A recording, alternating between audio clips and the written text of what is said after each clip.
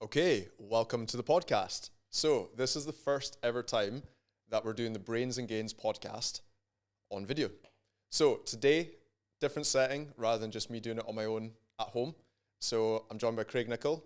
Welcome to the podcast. Thank you very much.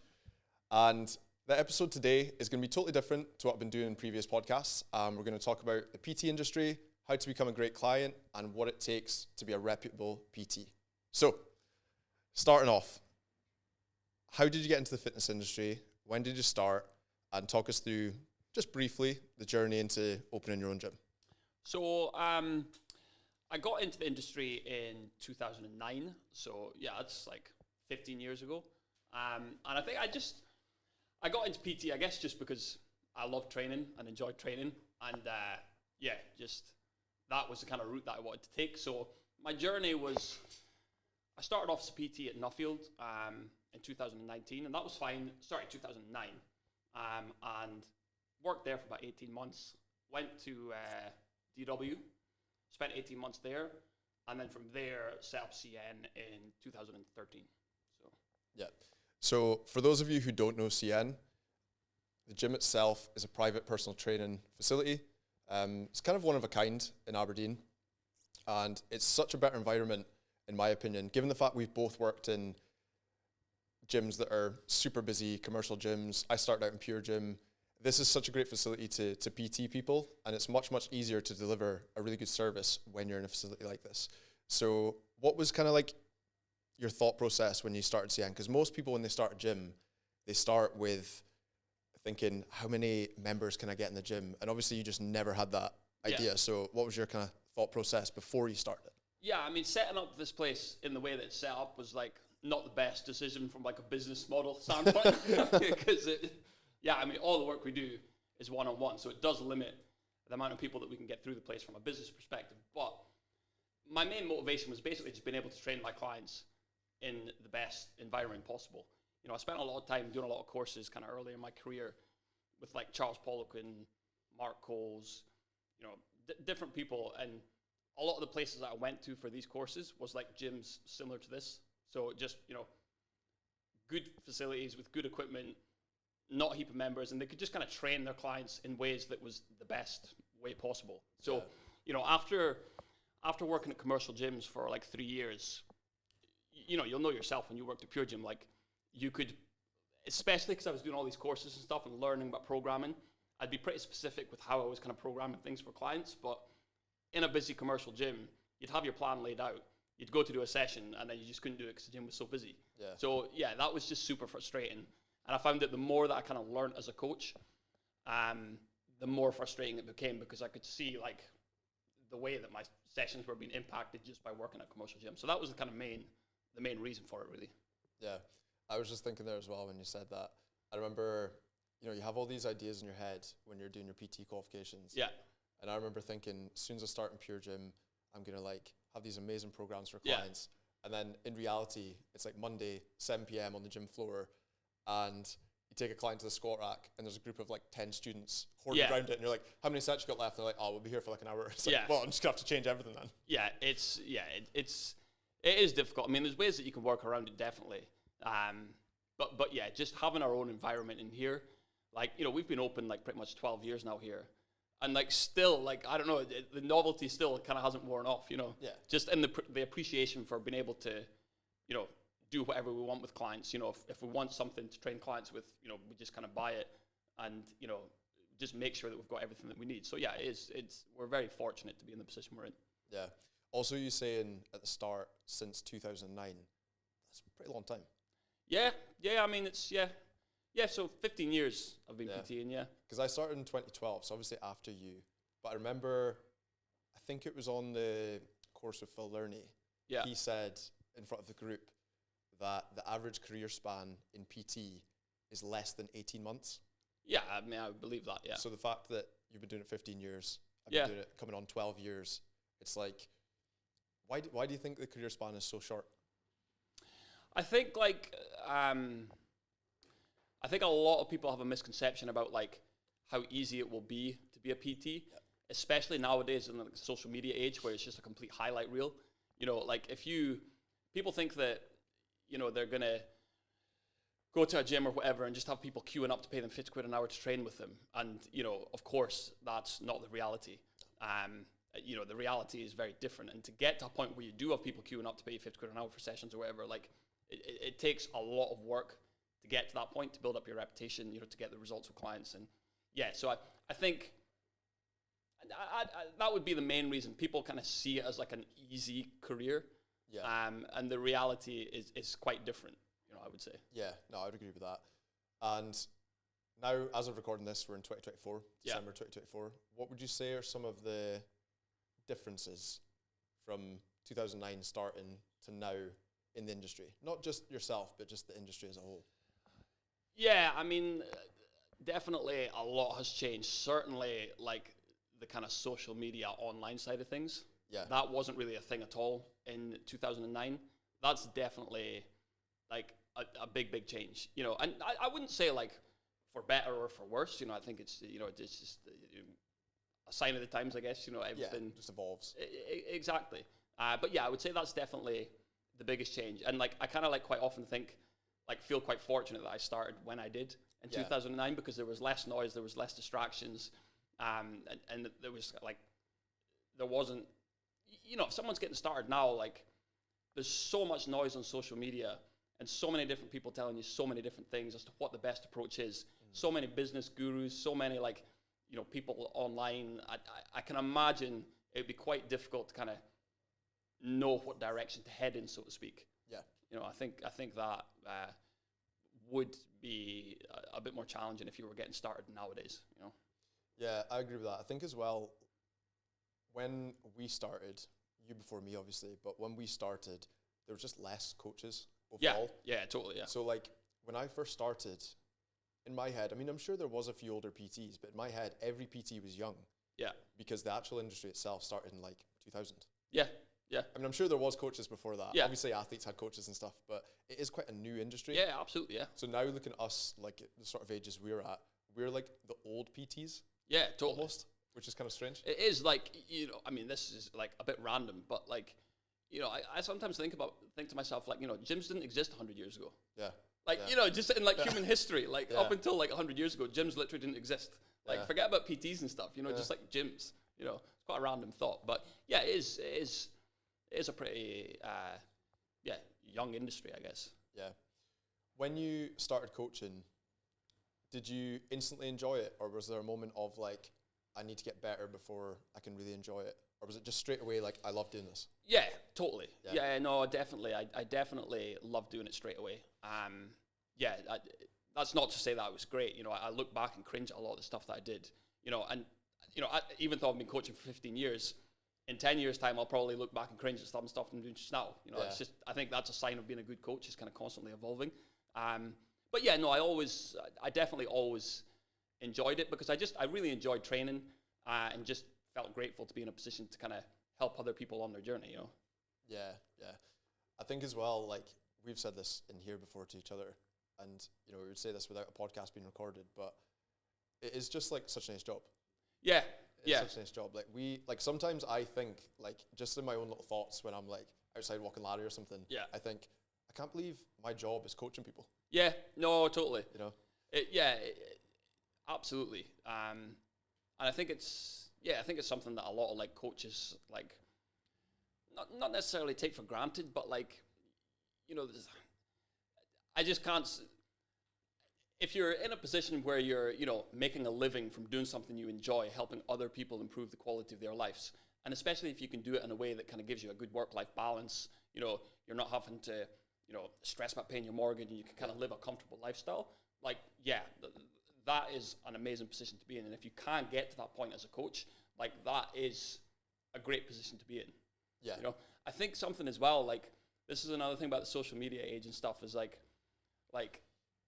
with, like, a lot of coaches, like, especially on the online side of things, and it just frustrates me a little bit, is, like, coaches just seem to always be, like, pushing for, like, more. And, like, I think sales. Yes. Yeah. And I think, like, as a coach, focus on becoming a good coach first. Yeah. Before you start worrying about, like, you know, social media marketing and sales funnels and various things like this. You know, it's true. You know, like I say, you know, I'm probably not the best business person. I mean, we've had this gym for ages, but like, I've got to a place where I'm like pretty content with where I'm at. You know, Yeah. like I love having this facility. I've got you guys here. You know, I've got a good team. Yeah. I've got a good work-life balance, and yeah, I just kind of feel fortunate for where I'm at. You know. Yeah. And I think, yeah, that's a bit of a kind of like random thought, but yeah, I just see a lot of people going crazy with kind of sales and stuff, and it's like, yeah, but just enjoy what you're doing, you know? Yeah. I think as well, like, we've talked about this before, so it's not a new thing for us to talk about, but if you enjoy coaching people and you genuinely help people, referrals will come anyway. Yeah, absolutely, so, like, yeah. From a sales perspective. 100%, like, yeah, 100%. Like, you know, we do very little, if any, you know, it's a lot of like paid advertising or whatever, and most of our clients come from referrals and just kind of word of mouth. Yeah. And I think, you know, if you're running a coaching business and you're not getting any referrals at all, like that's probably something to kind of like look at and think, you know, how can I improve my service to a point where, you know, people are talking about me, the people that are working with me are kind of recommending me to other people and getting referrals in. 'Cause if you're not getting any referrals and you're worrying about like some sales funnel, like, yeah, you probably just want to maybe look at the quality of your service first before you worry about other stuff. It's just the wrong way around, isn't it? Yeah, yeah. So on that front, what do you think are some of the traits of a reputable PT? Because that is part of, you know, the topic of conversation. What do you think are certain traits that make, let's just say, a good coach in general? Traits that make a good coach. I think one of the first things would just be like, it maybe sounds a little bit simplistic to say it, but just like taking care of themselves and their own sort of like health and fitness. Yep. Like I do think that is a super important part. I'm not saying that you need to be like a competitive bodybuilder or, you know, be like ripped all the time. Absolutely not at all. I'm certainly not. But, you know, I think being passionate about what you're doing, like no matter what career it is, like I think if you're passionate about what you're doing, just as a byproduct of that passion, you're going to be better at it. Yeah. So, you know, if you're, that would be one sort of like trait, I would say, of a good coach, someone that is actually passionate about their own sort of health and fitness. And then another trait I would say is just constantly trying to like evolve, you know, and constantly trying to learn more, you know, especially with something as complex as the human body. Like, you know, it's basically like one of the most complex things in the world. So like you're never going to learn it all. No. You know, so I think that's another sort of trait is just constantly try to learn and, you know, sort of upskill yourself. I think that would be one. Yeah, those are good ones. I think as well, like something that I've learned from starting until probably like halfway through coaching is that it's actually fine to say you don't know something. Yeah. I would say when I first started, now obviously like in terms of emotional maturity and everything, I was quite young, so were you when we started. So like, totally. There is an element of just like growing up as well, but I used to try and sort of like clutch it. Even if I didn't know something, I would try and clutch that I sort of knew about it. Yeah. Whereas now I would happily just be comfortable saying, I don't know. Yeah. I don't know. I can look into it, but I don't actually know. Yeah, totally. No, 100%. So I think that's another one. And then just continuous learning is probably one of the biggest ones, isn't it? That's what makes a good coach. Like you can get a coach who maybe isn't in the best shape year round, which is fine. As long as you know what you're doing, you can prove that you can do it on yourself, that's cool. But if you're not learning, you'll kind of just be left behind. Yeah. You know, in terms of the industry. Because the industry moves with or without your blessing. Yeah, totally. You know? So that's another good one. Evolving with the times. Now, sorry, were you going to say something? I was going to say about the learning thing. It's like something that I've sort of found is like the more that I sort of learn as a coach, the more simple my coaching becomes. Like that's something that I think is like quite an important point is like as a coach, as you kind of get more skilled and just as you gain experience as a coach, you sort of gain the confidence to keep things simple. Yeah. I think when I was a coach, like especially starting out, I kind of felt like I had to impress my clients with fancy programming, and, you know, constantly changing things, making them feel like they're getting as much value as possible. Yeah. But, you know, that's something that I've kind of found is like, you know, the more that you learn, the more it gives you confidence in what you're doing. And I think that's an important part as well. You learn as much as you can, but don't overcomplicate something for the sake of overcomplicating it. Yeah. And like most of the time, even if that's in your thought process, the clients don't necessarily care. Yeah, like they don't know any better and they don't care. Yeah, so the clients want to get a result. they want results. They want to enjoy their workouts. Yeah. They want to like actually enjoy the process. Yeah. And they don't care about different exercise selections. They don't care necessarily Yeah. about how you're structuring the program. As long as you know what you're doing and it's in their best interest, it's like the best thing. That's an important part as well, is like enjoying the workouts. Yeah. Like that's a big, huge, absolutely massive part of like building a career as a coach, I would say. Certainly like an in-person coach as well, is just like people skills. Yeah. And just, you know, being able to build rapport with clients. You can have all the knowledge in the world, but like if the clients don't actually enjoy spending time with you, like as an in-person coach, like it's there might not be that much longevity there. Yeah. You got to find the line. You know, you don't want to just kind of, you know, take the piss and have a laugh with your clients all the time, but there has to be an element of enjoyment, you know. Yeah. It's towing the line between being a coach and also building that rapport. Yeah. And that's something that's super important from like a retention standpoint with clients, I would say. Yeah, makes them feel comfortable as well. Yeah, totally. I want to go back to a point you made earlier, because I just kind of skipped over it, about practicing what you preach, essentially walking the walk. I know obviously we're big on that, we agree on that. Yeah.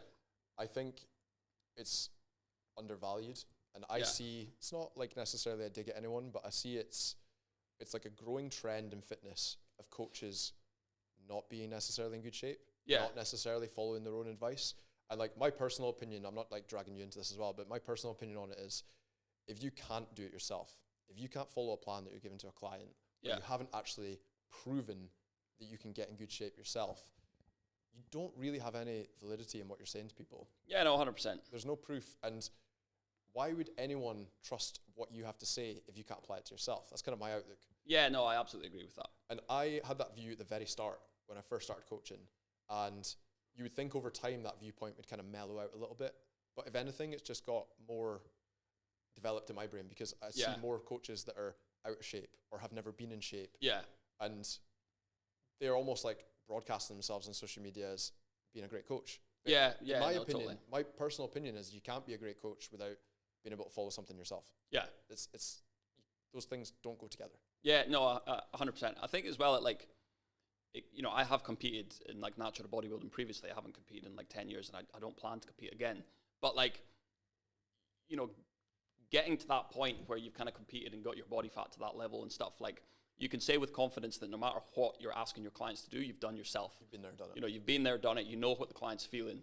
And I think that like is an important part. Yeah. You know, definitely. I think, you know, what you're saying about, like, I've probably like went sort of like full circle with that sort of thing. Cause I know like when I first started training, like, and as a coach, like I was just like really, really militant with clients, you know, like really, like the first courses that I did was with Charles Poliquin, who's like a legendary strength coach, a bit of an extremist, but definitely a legend in the game. He's passed away now.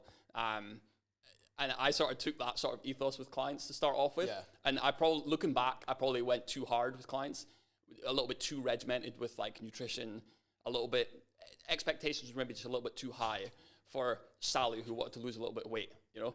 I'm just thinking of the fish oil thing. Totally. Yeah, just like crazy stuff. But then, you know, I definitely started backing off of that. But, you know, I think like too hard initially, backed off that, and then sort of like come sort of full circle to a point where like you're balancing sort of like being realistic with your clients, but also having certain expectations from them. Yeah. You know, I think that's important. Yes, like things need to be achievable, but you also need to like encourage your clients to get the best out of themselves. Yeah. You know, and I think there's too much like mollycoddling. Like, you know, it's, if you've got someone who's wanting to hit a certain goal, you can't just constantly tell them that it's okay to eat whatever you want. It's okay to skip workouts. It is okay to do that, but you're probably not going to get to where you want to be. That's it. It's like, you can do that if you want to, but don't expect progress. Yeah, absolutely. Yeah, that's the thing. Like, there has to be like, it's like input, output. Yeah. That's what I always say to clients. Doesn't make you a bad person if you're struggling with this, that, or the next thing. Absolutely not. You know, but, you know, it's like input, output. If you want to get to that certain point, you know, what we're doing day to day and what we're doing in the gym has to reflect where you want to get to, you know? Definitely.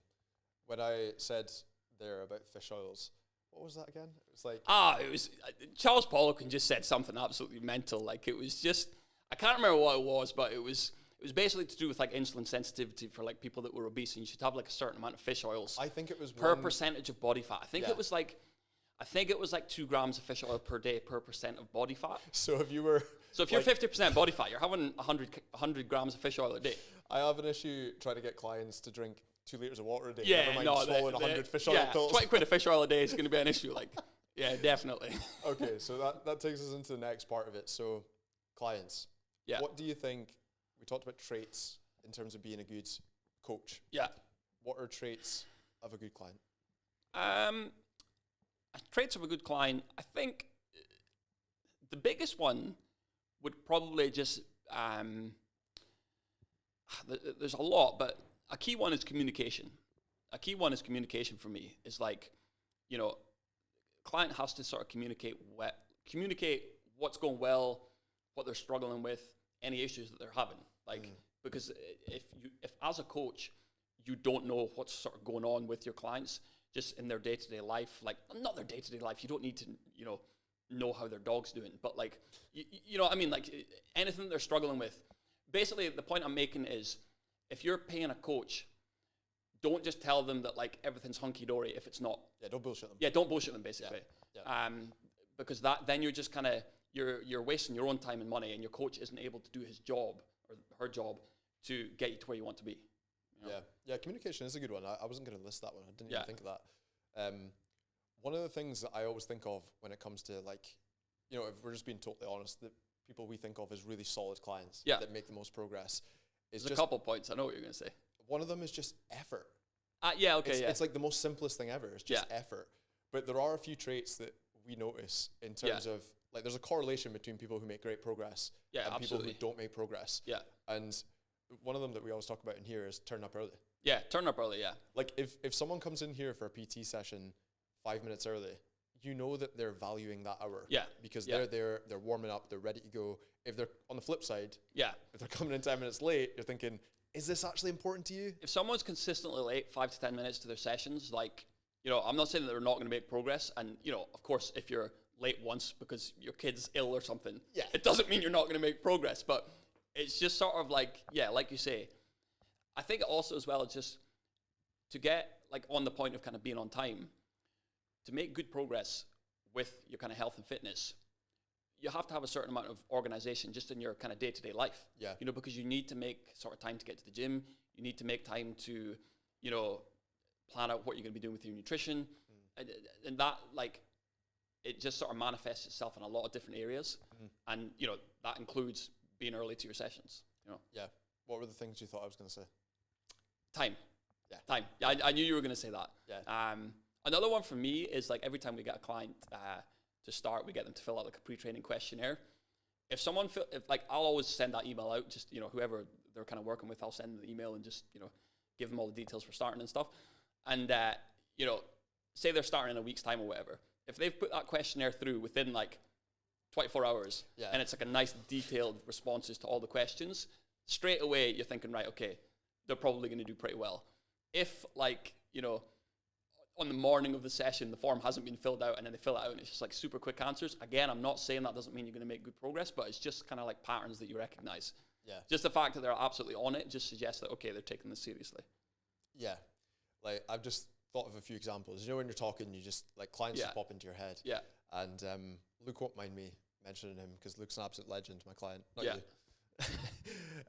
Luke, my client, I remember his first ever session. For those of you who don't know who Luke is, you'll see him on my Instagram. His progress photos are amazing. He's made so much progress over the past few years. But I remember his very first session. We've spoke about it. Remember afterwards? Yeah. He came in and I was describing to him what I wanted to do with him in his first ever workout with me. And as I was explaining it to him, he was like jogging on the spot. Like so like keen to just get into it and get going. Yeah. And I think in the past, I don't know, 3-4 years, something like that we've been working together, he's, always came in early. Yeah. He's always done whatever I've asked him to do. He always trains so hard. And to be honest, he's probably got every excuse in the book absolutely, to not do those things. Yeah. And he's just like a really, really solid example of how to be a good client, good attitude, comes in, gives a lot of effort, never late, makes progress. Yeah, yeah, absolutely. To the T. Next thing I want to move on to is pitfalls. So common pitfalls that you see in people that don't make progress. Now, we're not bringing this up to be negative or anything like that. Yeah. It's more so people can get an understanding of if it applies to them, maybe things that they could correct. You know? So like, what do you think are things that are commonly done wrong when it comes to not making progress? I think the biggest thing would probably be like, not necessarily the biggest thing, but certainly a big thing, is just like having too much of like an all or nothing mentality, and thinking because like, you know, the classic is, okay, I've got a meal out on Friday night, so I'm just going to rip the arse out the whole weekend. Like, you know, like that's like, that's like, that mindset it trips up a lot of people. Yeah. And, you know, it's just sort of helping clients understand that, like, it's a difficult balance to find, right? Because I just said previously, you know, what you want to get out of it, your efforts have to reflect that. Yep. But obviously everyone has a life as well. So it's just being able to basically hit that point where you're making progress and not letting social events and stuff completely derail you for the whole week.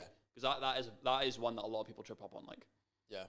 Just think that as soon as everything's not perfect, it's just a waste of time, which of course isn't. Yeah, that's a really good one. I think that's like probably like one of the main pillars, isn't it? In terms of like, if you can fix that, you're probably going to make more long-term progress. Yeah, absolutely. Yeah, totally. I think one of the very obvious ones to mention, but I think a lot of people don't realize how important it is just adherence. Yeah. Adherence to the plan. I can't even explain how many times over the past 12, 13 years people have said, like, they've mentioned like frustration with not making progress, but then they're not actually adhering to a plan. Yeah. So like something people say, not just in terms of coaching, but outside of coaching as well, is like, I'm pretty good during the week.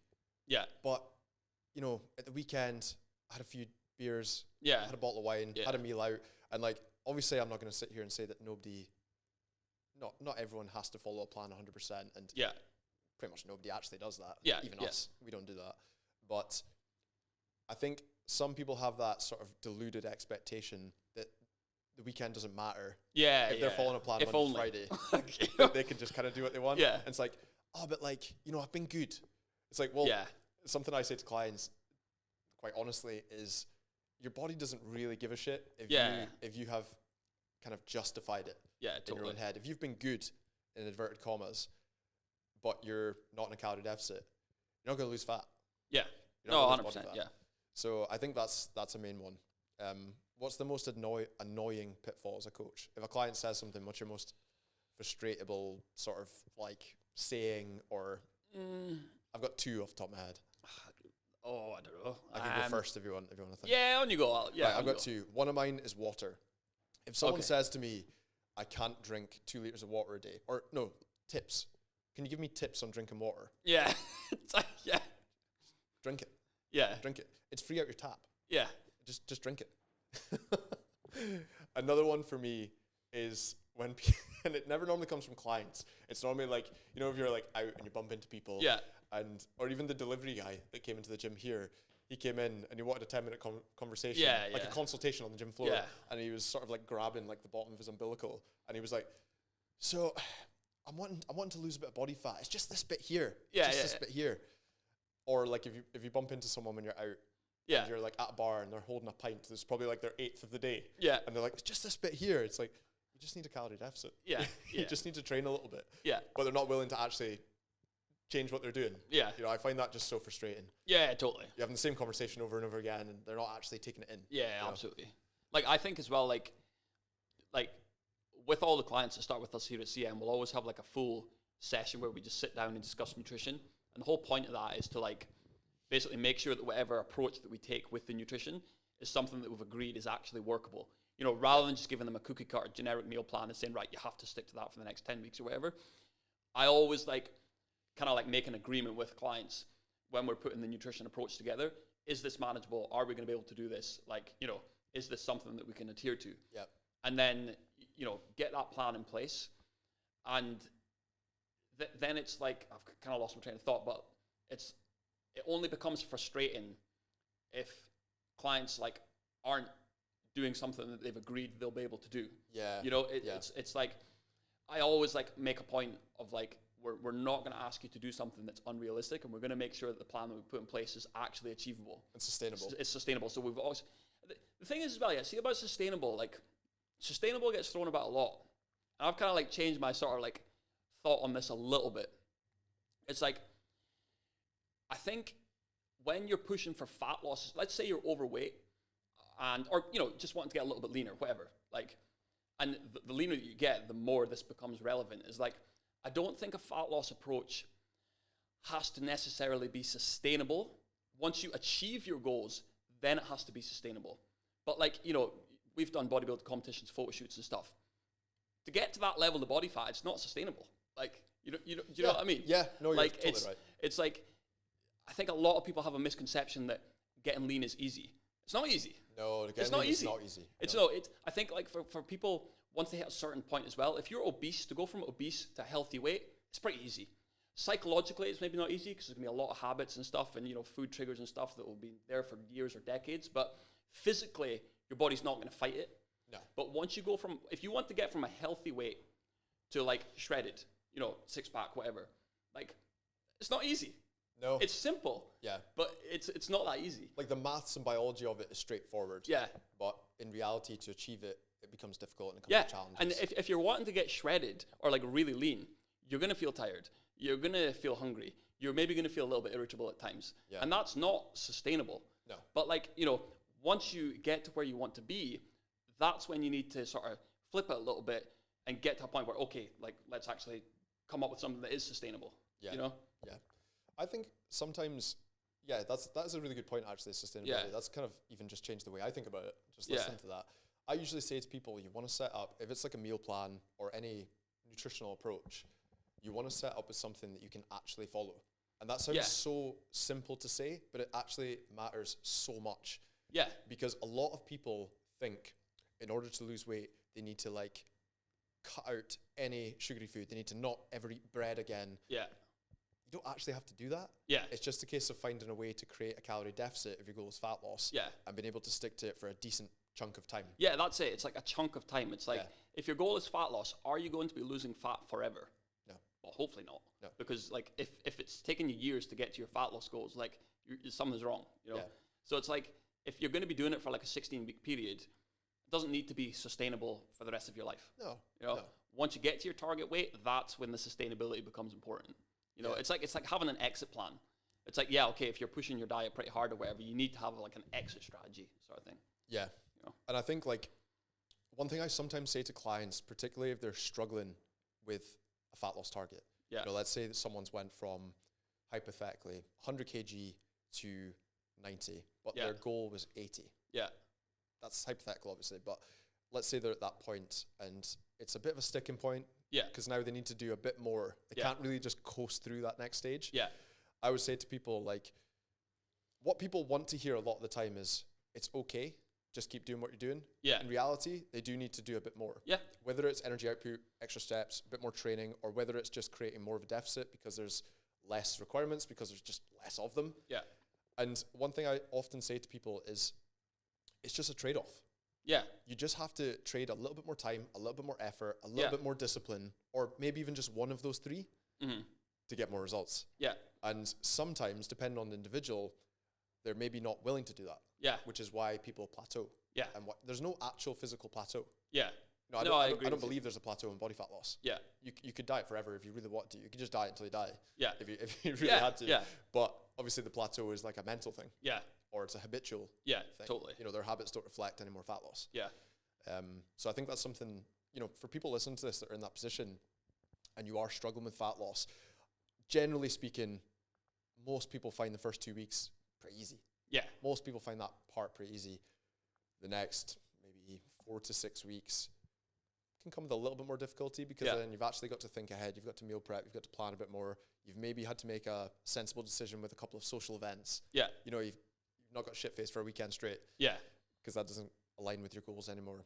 And it's just a trade-off. If making progress, if losing body fat really matters to you, you'll do it. Yeah. You'll make the trade-off. But if it doesn't and you're not really fussed, then the trade-off probably isn't worth it. Yeah, totally. And like your actions will speak louder than your words. If you say I want to lose body fat, but your actions don't reflect it, you probably don't. Yeah, I often say that to clients as well sometimes. And like over the years, like, I've had many clients where I've sort of said, right, I think we should just come to the end of the fat loss phase just now. Yeah. Put you into maintenance, start building up your calories, focus on improving your performance in the gym. And then, further down the road, if you really want to, go for like another fat loss push, then, let's do that. Because I think if someone's going from obese to, if someone's obese, like as a coach, I'll always kind of encourage them to, be getting their body to a healthier point. I think a fat loss phase is important at that point, obviously. Yeah. If you go from obese to a healthy weight, but then you want to go from a healthy weight to like very lean, that's when what you're saying kind of comes into play. Yeah. It's like, there's nothing wrong with being at a healthy weight. Like, that's absolutely fine. Yeah. But like, if you're wanting to get like shredded, like, the want for that has to outweigh the other stuff, Yeah. Yeah. And whenever we have these conversations with people, sometimes I can sort of sense from the client that they're annoyed or frustrated with themselves at like disappointing us.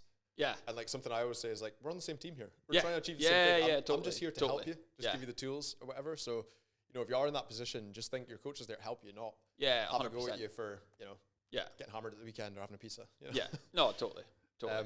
So that's obviously very like fat loss orientated. Yeah. That's not all we do. We obviously work with other goals and other body composition types in terms of gaining weight or, just working on strength with no regard for body composition. My client Austin, for example, I don't even do his body fat. We don't do caliper measurements with him because his goal is marathon running. So it's very like varied with clients. Fat loss is just the easiest example to use. Because it's like binary. What about like in terms of fat loss? We've taken it to the absolute extreme of fat loss. Yeah, the very, very low ends of body fat. What's like one example of a time where you've really like felt it?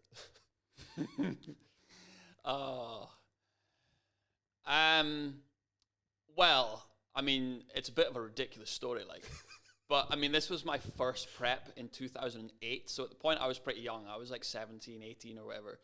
And, like I had no idea what I was doing. Literally like no idea what I was doing. I was just like I basically just ate like oats and tuna for like 4 months straight, basically. Like every mistake you could make, I made it. And like, I just put the blinkers on and was like, right, I'm doing this. This was like, back in the day, this was like the bodybuilding.com forums with like Lane Norton and like 3D MJ and stuff when they were all like documenting their own journeys on the forums and stuff. Alberto Nunez. Yeah, absolutely. Yeah. And I remember at one point, I was like walking to the shop or something and I was just, you'll know the feeling like when you're just in the depths of a diet. And you're almost having like an out-of-body experience. And like one of my mom's friends like saw me and kind of like, passed me in the street. She's like, oh, Craig, like, you okay? And like, I was just out of it. And I was just like, nah, like, just. And so she phoned my mom.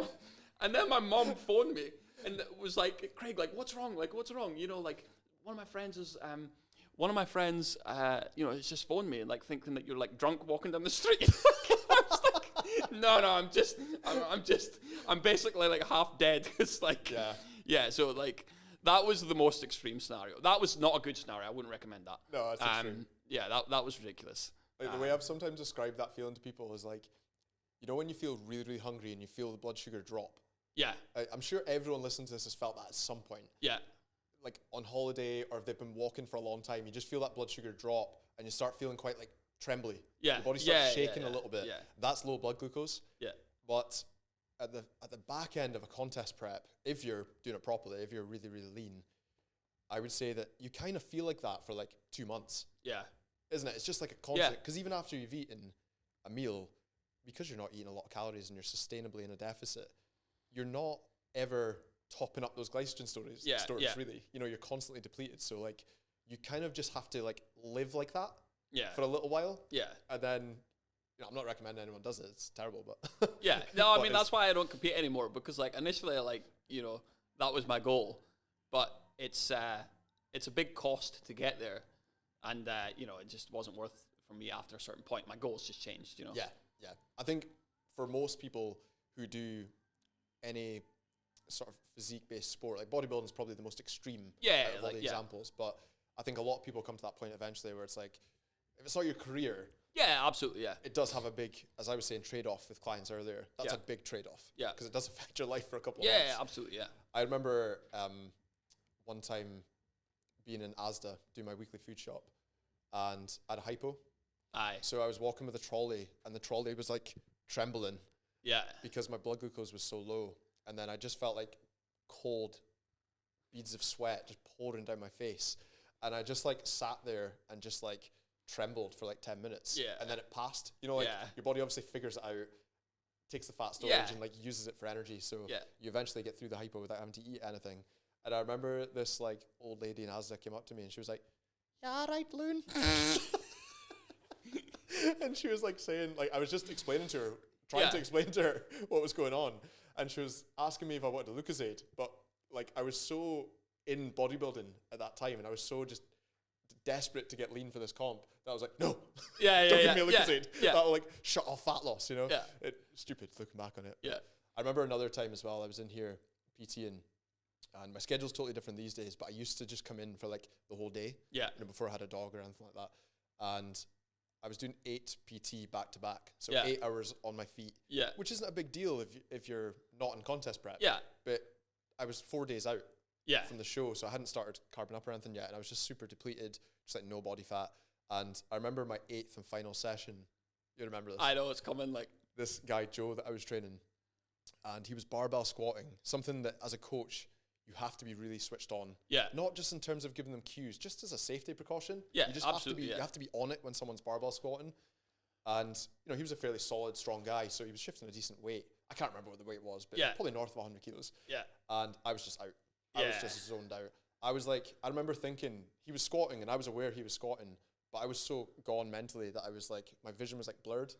And I was so depleted and so hungry that I was just like seeing like a fuzzy Joe squatting. Yeah. And then I'm pretty sure either at the end of that or the next day or whatever, you said to me, you were like, I sent you a message. Like, what's going on? Yeah, I was like, nah, like, you know, I know you're fucked, but like, you know, we're coaching people here. I think if you had like footage of that session, I was probably like just standing there leaning against something cross-eyed.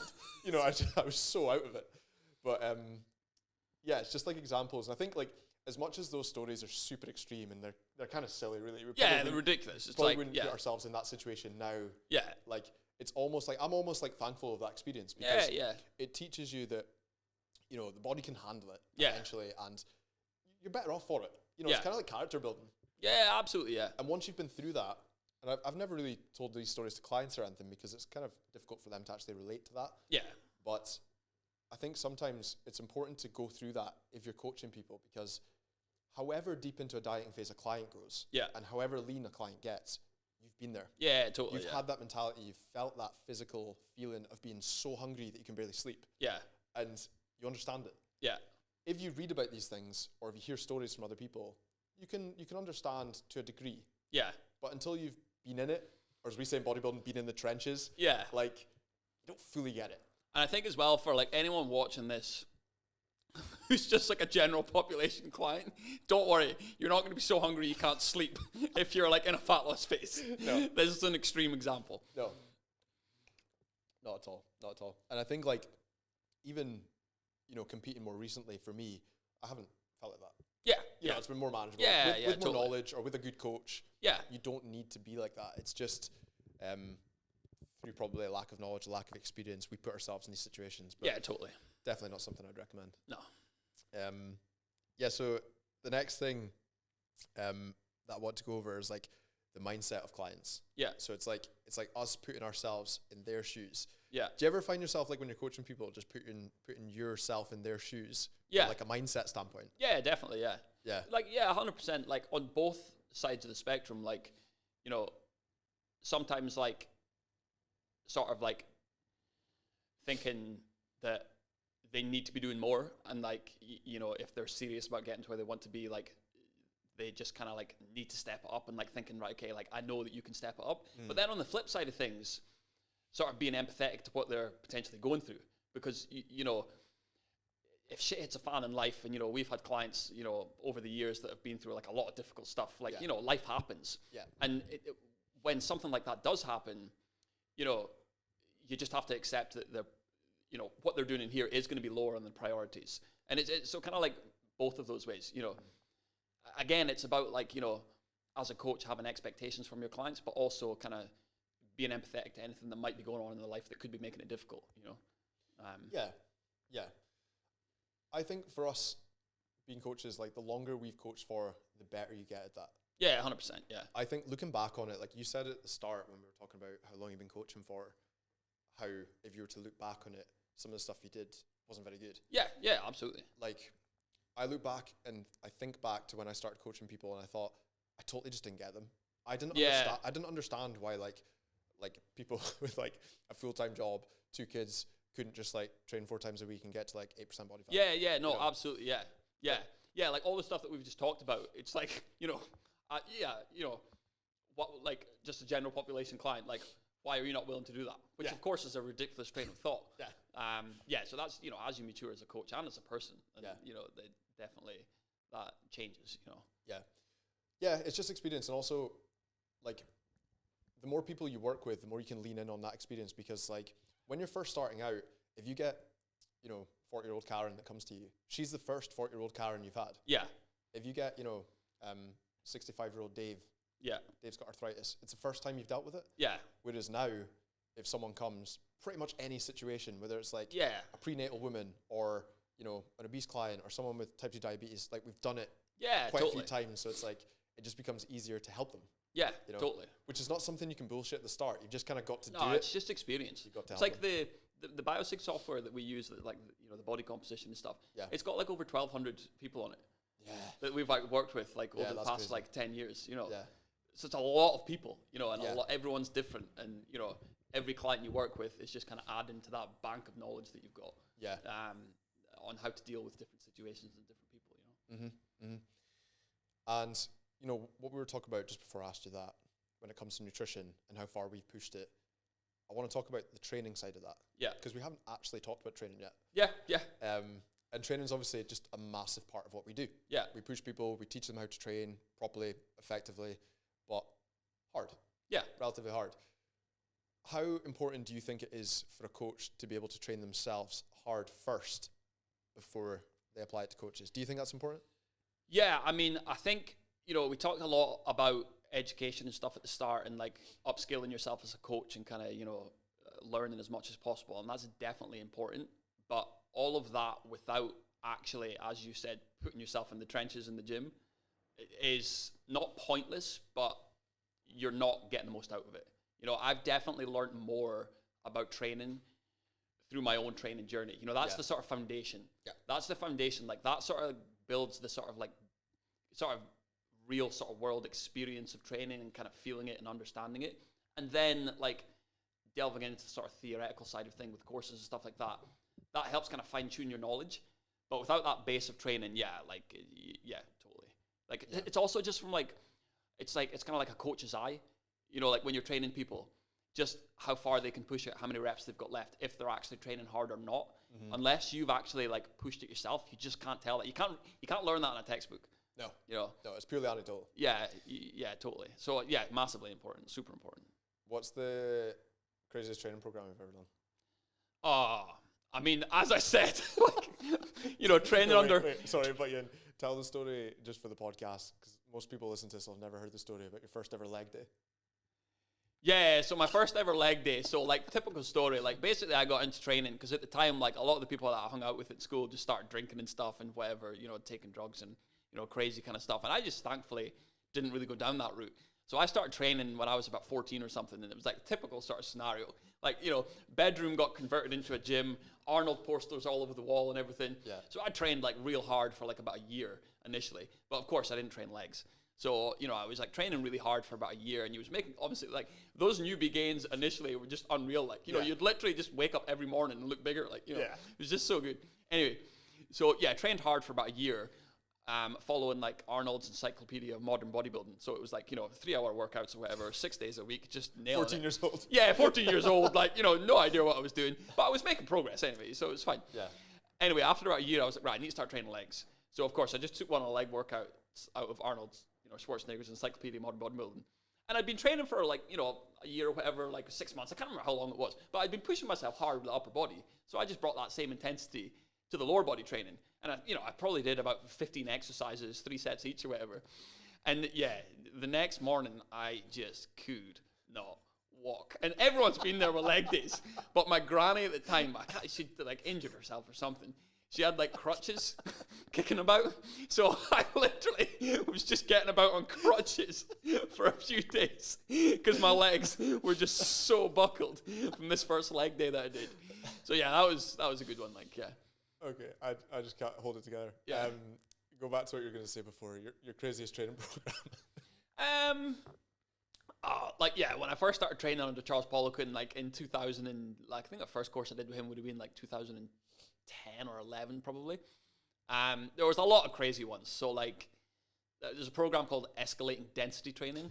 Like it's basically just like a ridiculously high volume program where you have like a few set exercises and you'll just alternate them for like 45 minutes. I can't remember the exact structure, but just Google escalating density training Poliquin. It was always antagonist, wasn't it? So it was always agonist antagonist. So basically you would do like, like chest press row. I think you would do like chest press rows with like a certain weight and do as many sets as possible in 10 minutes. Mm-hmm. And then you would do like, pull-ups, dips. And yeah, that was like pretty crazy. Yeah. Yeah. German volume training as well. Probably wouldn't recommend that. But like, I was thinking that for mine. Yeah. That was pretty like ridiculous. Yeah. I remember doing 10 sets of 10 barbell squats for the first time. Yeah. And just went way too heavy. Yeah. So like after set 2, I'm struggling. Yeah. I do think so. Like a lot of these crazy training programs, they do have their place now and again. Yeah. It's easy to get stuck in your ways with the training, 3 sets of 8 to 10 or whatever. Mm-hmm. Sometimes just throwing a bit of a spanner in the works, like by doing something crazy, I think it probably is a good idea now and again, It also builds up a really good tolerance for dealing with muscle soreness. Yeah. Builds up a just good work tolerance capacity. for lactic acid threshold. Yeah. And just learning how to train hard is never really a bad thing. Yeah, no, totally. Totally. I think a way bigger problem, a more common problem, I should say, is people not training hard enough. Yeah. Than the amount of people I know that train too hard. Yeah. That's something as a coach is quite difficult to gauge as well. It's like everyone's got different levels of poker face. Yeah. Some people can just take it to the absolute grave and like not make a grimace. Like they are literally just at like, eccentric failure and they just cannot do any more. And they're just not giving anything away. Yeah. And then you've other people that are just screaming the house down at like, when they're like RPE 5, Yeah, it's like unnecessary. Yeah. Yeah. I think that's totally just like an individual thing. That's not necessarily like a pain tolerance thing, is it? Yeah, it's just like personalities. Yeah. Like, Yeah. I think if you watched me do a set on like legs or something that's like a high degree of like pain or effort, you'd probably know which rep I'm on by my face. Yeah. Like the color and structure of my face. It's pretty obvious. And what about like courses? Like we've obviously done tons of courses. Yeah. What's the craziest training story from a course? Oh. I was thinking Marbella. Yeah, Marbella was pretty good. Like, I can't think of anything that tops Marbella. My PICP level 2 at Winning Health Solutions in 2000 which is a really good gym. Like a strength and conditioning based gym in Southampton, I think it is. That would have been 2011, I think. And we did a crazy program, and it was like posterior chain, 6, 12, 25. That's it. Yeah, it was a 6, 12, 25 deadlift program. So it's basically a tri-set of deadlifts, 6, 12, 25. And I think we did snatch grip deficit deadlifts for 6. Conventional deadlifts for 12, and then trap bar deadlift for 25. Yeah. So that was like a tri-set, one straight into the other with no rest. And like, yeah, that was just like, that was mental. I'll build the erectors. Yeah, well, I couldn't walk for a week after it, so yeah. I think R1, I've told this story in here a few times to clients, but R1 together would be Marbella, I think. I think Marbella without a shadow of a doubt, yeah. So in Marbella, we went to Ultimate Performance in Marbella for 4 days? Yeah, I think it was a 3-day course. 3-day course. 3-day we were there for 4 days maybe, and it was pretty hot, wasn't it? It was like it was cooking. Summer. Oh yeah, it was middle of summer. Yeah, middle of summer, like 35 like degrees. 30 degrees. Yeah. We're training outside, and it was a course, so there was theoretical stuff, and then there was practical application, which is the case for most courses that we do. It's like a kind of a mix of both. And the first training session we did was 5x5 with escalating weight on deadlift, squat, front squat. Yes. I think, and then we did bench, actually. We did bench as well. Yeah. So it was like 5 sets of 5, a couple of sets, maybe sub-maximal, and then going for it after that. And that was like our morning workout. And then after that, we did a like an all over body workout. Yeah. So we did pull-ups and squats together. So Yeah. more squats, where we did 5 or 6 second eccentrics. So the lowering phase of a squat, and then back up. Yeah. For like 10 reps. So it's like a minute to a minute 20 seconds the whole set, something like Yeah. that. Yeah. So whilst Craig was doing squats, I was doing pull-ups, and as soon as Craig finished his squats, I had to go in and squat. So your rest period for squatting was doing pull-ups. Yeah. Yeah. That's right. Which yeah. most people in Yeah, the course that's right, couldn't yeah. even do. Yeah. And then after that, we did walking lunges. And I remember it was boiling hot, and it was obviously tough after doing all the stuff that we had done prior, just a couple hours ago. And I remember saying to Craig that I felt really sick. We were doing walking lunges, and I felt really sick. You know when you can just feel it there? And I said to you, I was like, I can't be sick. Yeah. Because I don't have another meal in my bag. So like I just can't physically be sick because I won't survive. Yeah. Yeah. So then we finished that workout, and then the afternoon, Elliot, the guy taking the course, said that we were going to do Widowmakers. Yeah. That was the same day. Yeah, it was, yeah. So a Widowmaker was basically a set of 100 on barbell back squats. Yeah. And you take a break whenever you need to. Yeah. So I think I did it like 40, 20, 20, 10 or something like that. It's kind of breakdown. And it was just so brutal. Yeah. There's actually footage of that of you doing it somewhere. Yeah, there's footage of me doing it, but we never posted it because it was too bad. Yeah. Because I remember like we were like, oh yeah, this will be so good for like social media and stuff. Yeah. Like we'll get like really cool footage of us just like pushing ourselves so hard, you know, Yeah. practice what you preach and all that. And so we like got the video, and then I remember we like watched it back, and I just remember looking at it, he was like, we can't post this. No, like, I can't post it. We cannot post this Can't because post the it. technique is just so bad. Like, And it's just so like past the point of being productive. yeah, like it was just, yeah, I remember like, you know, pay all this money to like, you know, take you guys to like Marbella, like do the course and everything, like all this sort of stuff. And I'm like, right, if you implement that, like we can't do that. Like, you know, it's just like, if we apply what we did at that course, like that's just not a good idea. We'd probably hospitalize clients. Yeah, yeah. Like you'd have a client coming in just wanting to lose a few kgs Yeah. body fat, and they'd end up with rhabdo. Yeah, yeah, totally. Right, so that's just a funny story. But next part, if you, because obviously there's a lot of people entering the industry as new coaches. Yeah. Probably more now, I would say, than ever. Yeah, definitely. It's probably going to hit a peak and then slightly drop off. In the yeah, next I think it's 5 going to go years. full circle. Like, Yeah, and they'll end up being like just like OGs yeah, left. yeah, But if you, let's say someone came to you, like a young lad, like we Yeah. were when we started, and they said, can you give me some advice? yeah. What advice would you give them for starting? Like they've never worked as a PT. I mean, I would say probably like try and find like a few reputable like sort of sources of knowledge or coaches or whatever that you can sort of learn from, and then, you know, learn from them as much as possible and try and ignore like a lot of the other noise. Because like with social media and stuff, you know, like it's just an absolute minefield. Yeah. Like there's so much, you know, conflicting information and stuff. So I would say like find some, like back in the day for me, it was like, you know, like 3D MJ with like Eric Helms, Alberto Nunes, like Bio Lane, Lane Norton, these kind of people, like, and just like learning as much as possible from like a reputable source rather than just random reels all over Instagram and stuff.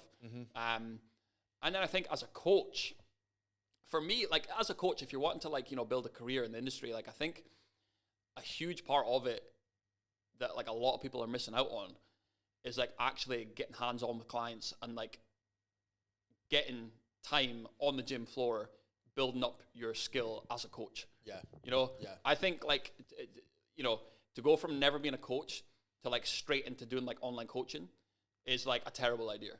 I think you need to have like a good base level of like just experience and understanding and just working with people before you can then like try and apply that online. Because I think a lot of people coming into the industry just like get dazzled by all like, you know, the business gurus pushing like 10K months and stuff. And like, you know, like Escape they'll just, the gym floor. Yeah, escape the gym floor, yeah. Like, you know, so yeah, I would say that's... Yeah, that's pretty good. I think in addition to that, I would agree with that. But in addition to that, I would also say to a young PT, train hard yourself. Yeah, absolutely. Learn how to train. Yeah. Like we said, a lot of the training knowledge that we have now is anecdotal gain from our own training. So train yourself hard. Maybe learn how to be the client. Yeah. To give yourself a better perspective of what they're potentially going to feel like or they're going to go through. Learn how to go through a dieting phase on your own. Yeah. And you don't have to do this before you start. I'm saying do it as you go. Yeah. Learn how to go through a dieting phase successfully. Learn how to gain weight successfully. Yeah. Prove yourself to yourself. It's like, I didn't even think to say that because like, that, like, to me just seems like so obvious almost. Yeah. Because it's like, I can't understand why you would want to get into industry if it's not something that you're passionate about. Yeah. You know, it's like, you know, would you become a chef if you don't enjoy cooking? Like, you know, like, so definitely that's, non-negotiable in my opinion, 100%. Yeah, I would say so.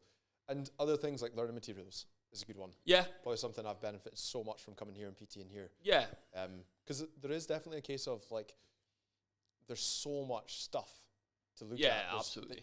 If you didn't know any better, like we know people who are reputable. Yeah. People who we would like to learn from. People who we would listen to. We also know people that we wouldn't necessarily listen to. Yeah, totally. But if you don't know that, it's kind of hard to know. You know, if your knowledge base is really limited, you wouldn't really know. Yeah, I wouldn't like to like come up in the industry starting from now, just because it's like so much noise, you know. Yeah, it would be tricky. Yeah. We're so insulated from it in here as well. Yeah, totally. You know, because we've just got our own private environment, train our clients. Yeah, you know. And what about if you could give someone, we obviously do this on a regular basis, but if you could give someone a little bit of advice who was considering hiring a coach, what would you say? I would say,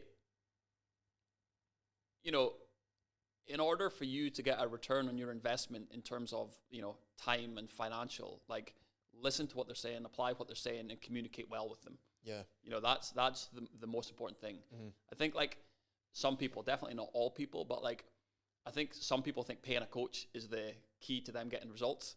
Like definitely not. You know, a coach's job is to kind of give you the tools that you need to make the progress that you want to make.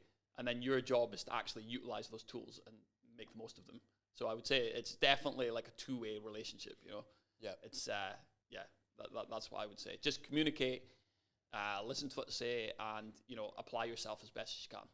Yeah, I think that's pretty solid advice. So obviously, CN's been open how many years? 12 years now? 12 years. I was going to say 11, but... Yeah, it's coming up on 12. It's not 12 yet. It's like coming up on 12. 12 in a few months. 12 years.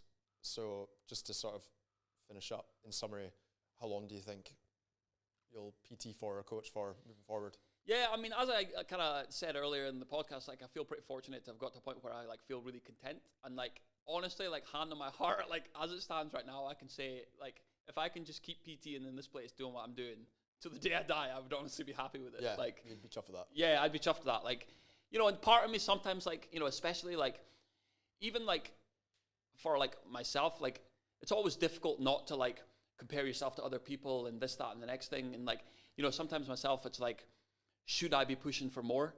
Like, should I be pushing for more? Should I be, you know, trying to, you know, because it's always a thing. Like everyone in like business and stuff, you know, you got to push for this, push for this, push for this, progression. Yeah. But like, no, I mean, I've just found a place that I'm kind of, you know, happy and content with what I'm doing. I enjoy it. I've got a great work-life balance. Like, I've got a good team here. So yeah, I mean, if I'm still PTing in this place when I'm 70 years old, I'll be delighted. Yeah, that's a pretty solid answer. Yeah. It'd be nice as well for like clients to hear that. Yeah, no, honestly, like just... Yeah, it's genuine. I enjoy it. Like, yeah. It's just, it's such a good career to have. Yeah. And it's such a fortunate position to be in. Yeah. Like, you know, like my wife Aga, she's Polish. Like, and her dad, like, worked in the coal mines in Poland. Yeah. Like, just such a brutal job, such a hard job. Like, you know, just kind of put food on the table for the family. And like, to be able to come in here, have our own environment to work in, to do something we enjoy, work with decent clients, help people improve the quality of their life. I mean, you know, it's not get much better than that. Like, it's perspective, isn't it? Yeah, like, totally. We talk about this all the time in here, how sometimes you need to just like zoom out a little bit and just look at how easy we actually have it. Yeah. In terms of, maybe easy is the wrong word, but how fortunate we are to be able to do what we do. Yeah. Because, you know, if we were just born in a slightly different time, we wouldn't be able to do it. Yeah. And we'd face a lot more hardship in our day-to-day lives Yeah. as well. You know, like people our age complain about doing a 9 to 5 in like an air-conditioned office. Yeah. And say it's difficult, you know, it's like, Yeah. that isn't difficult, you know? It's just the hustle culture that's about nowadays, you know? So I think compared to our grandparents' generation, yeah, you know, like that generation just had it so tough. Yeah, absolutely. No, totally. Like people are moaning about, you know, a reduction in their macros. Yeah. Or like going into a slight calorie deficit. Like our grandparents grew up on rations. Yeah, totally. After World War II, you know. So yeah, it's just absolutely. Yeah. Totally different mindset to have. No, 100%. But no, hopefully that's been interesting for everyone listening. Yep. And thanks for listening to this point if you have done. For future episodes, I'll keep everyone updated on social media. But for now, hope you enjoyed the episode of Brains and Gains.